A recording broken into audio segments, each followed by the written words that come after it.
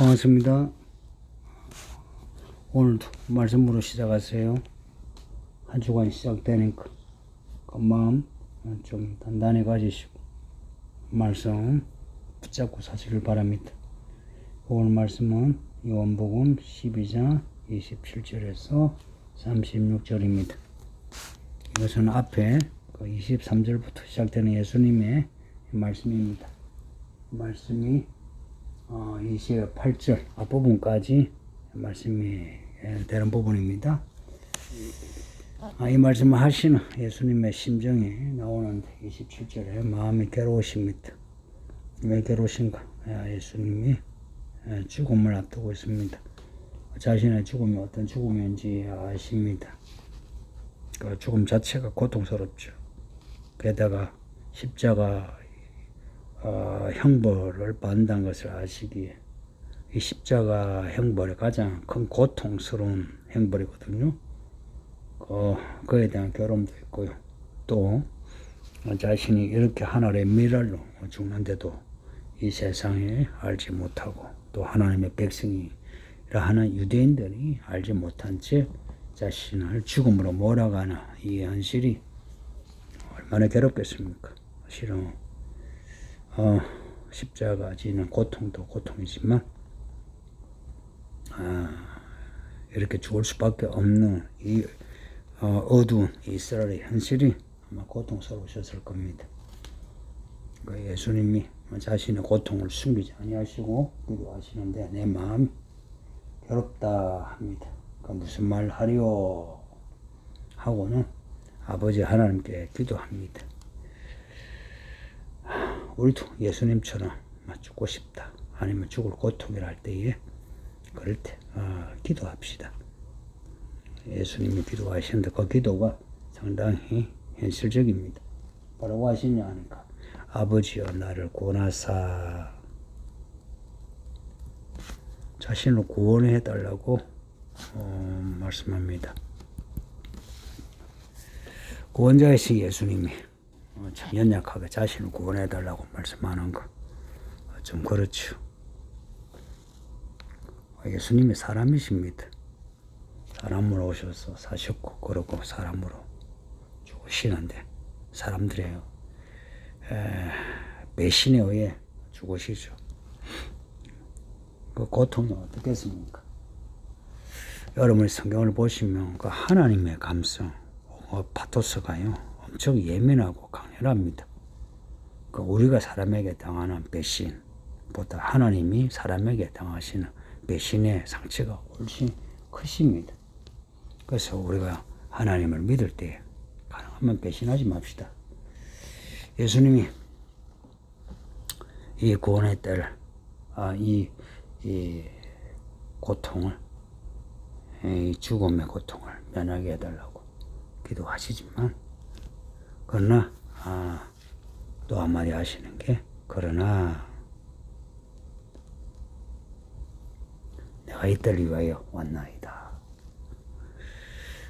그리고는 아버지 이름을 영광스럽게 하소서. 결국은 아버지 영광을 위하여 예수님이 십자가 지시겠다 하는 내용입니다.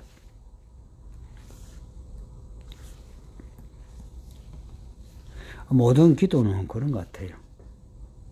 우리가 이 버거운 일을 앞두고 이 일을 면하게 해주소서 하지만 하나님이 주시는 죽음에 이르기까지의 일이라 할지라도 아버지 뜻대로 하소서 하는 겁니다.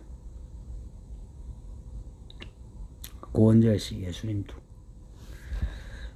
이 죽음을 면하게 하소서 하시고는 그러나 하면서 아버지 영광을 구하는데 우리도 그렇게 합시다. 이제 이 기도를 받으신 하나님의 음성이 들립니다. 이미 영광스럽게 하였고 또다시 영광스럽게 하리라. 28절이에요. 영광스럽게 하리라. 예수님은 영원 전부터 영광스러우시고요. 사람으로 오셔서도 영광의 예수님이십니다. 십자가 죽으실 때도 그렇고요. 영광스러우신데 예수님은 스스로 그 영광을 비우셨습니다. 있으신데 없으신 것처럼 이렇게 비우심으로 이렇게 낮아지신 겁니다.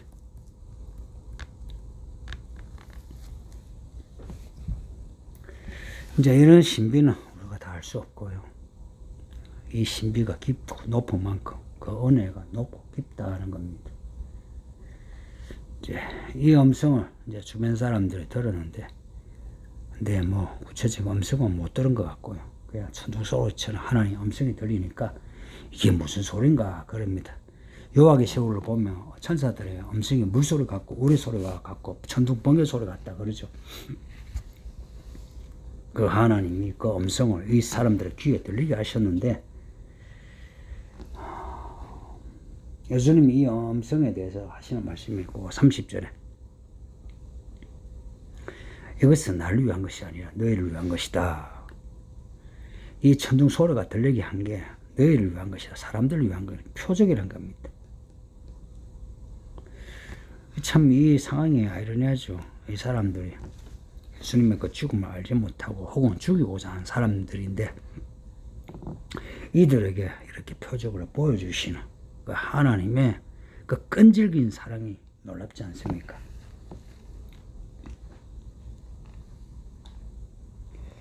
그러면서 하시는 말씀이 이것이 세상에 대한 심판이고 이 세상 임금이 이제 쫓겨난다. 예수님의 그 죽음으로 이 세상이 심판받아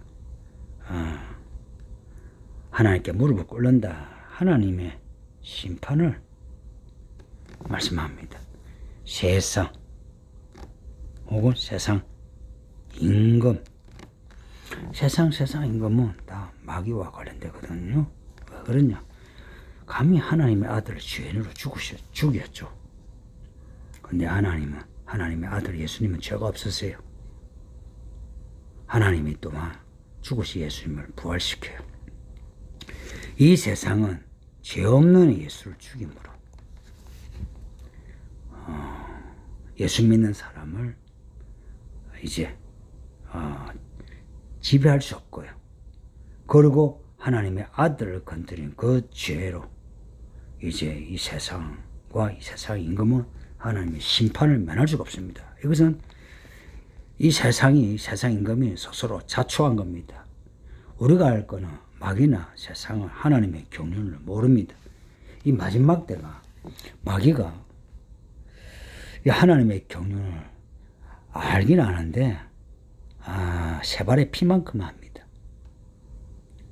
하나님의 그 경륜의 비밀은 엄청나가지고요. 그 비밀을 안 사람은 이렇게 예수님처럼 하나님의 말씀대로 아버지의 뜻대로 사는 사람만 하나님의 경륜을 알고 이런 고난 그 뒤에 영광 이런 아이러니를 알게 됩니다. 만일 이런 믿음이 없으면 누구도 하나님의 이야기를 쫓아갈 수가 없습니다. 근데 이 사람들은 특히나 유대인들은 이런 하나님의 이야기의 그 깊이 넓이보다는 비상적인, 그래서 그들을 율법주의를 하거든요. 왜냐? 여기 보면은 이들이 하는 말이 이렇습니다. 34절 보면 율법에서 그리스도가 영원히 계신다함을 들었거늘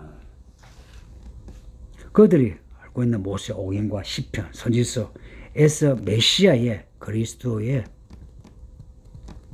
영광스러운 부분을 이제 말하고 있습니다. 영원한다. 죽지 않은데 왜 죽는다고 하느냐? 이뿐만 아니라 그리스도의 탄생과 그리스도께서 하시는 일들에 대해서 이들은 나름 이 율법에서 안다고 하지만 아는 것 같은데 몰라요. 지금도 유대인들이 그리스도를 기다리고 있는데요. 그들이 알지 못한 그리스도의 한 면이 있는데 이사야 53장에 그리스도의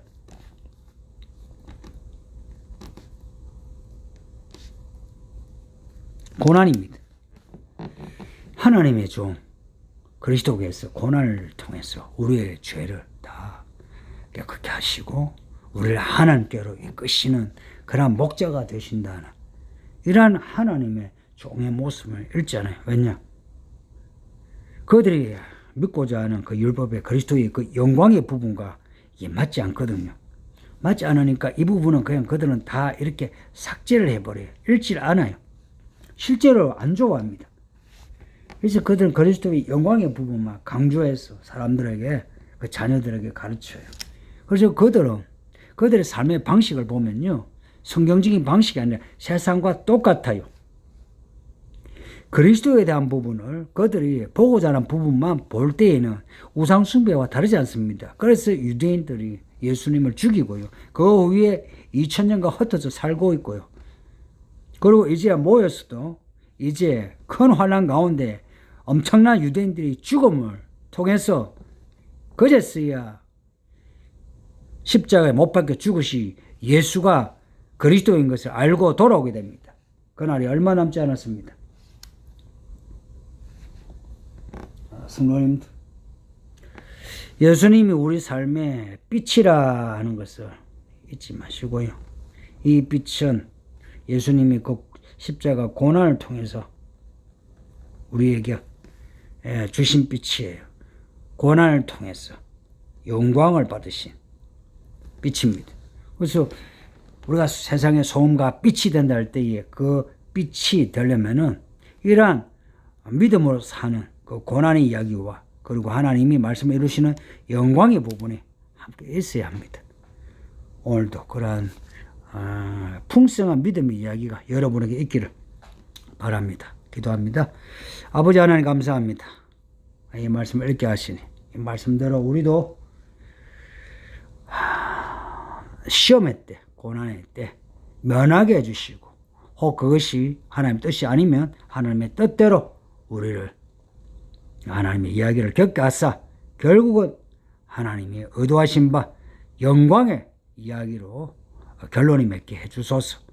또한 우리 삶의 결론이 하나님의 영광의 나라, 하나님의 나라가 되게 해 주소서. 오늘도 이 말씀 안에서 시작하게 하시고 끝까지 살게 하소서. 예수님 이름으로 기도합니다. 아멘. 예, 성도님 오늘도 평안하시고 믿음으로 사세요. 바이바이.